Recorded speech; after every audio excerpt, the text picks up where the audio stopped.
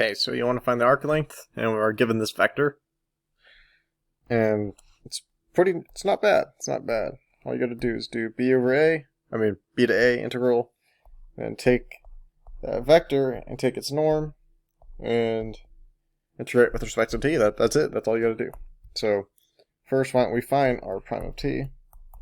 Okay, so it's going to be the time derivative of all this stuff right here. So it's going to be 2, then that's going to become 6 cosine t, 6 cosine 2t, and then this is going to be negative 6 sine 2t.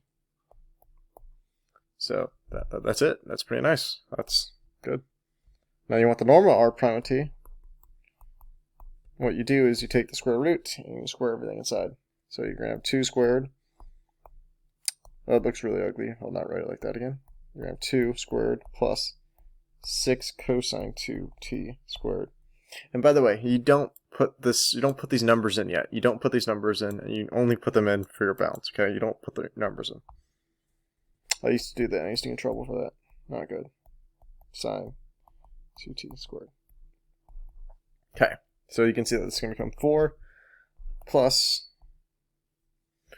and then this will be 36 cosine squared 2t plus 36 sine squared 2t. Okay, that's really useful. You know why? Because look at that. That becomes the square root of 4 plus 36. Look, there's a cosine squared here and a sine squared here. So if you factor out the 36, that just turns into 1. So 4 plus 36, you got square root 40. And then you could write the square root as 40 as, you could write it as 4 times 10. And then you could have 2 square root 10. That's like the nicest, most compact form I think you can get it.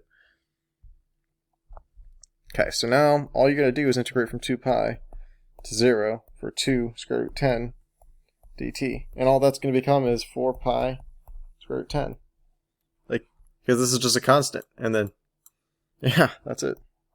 There you go. Nice simple answer for this problem. Very good.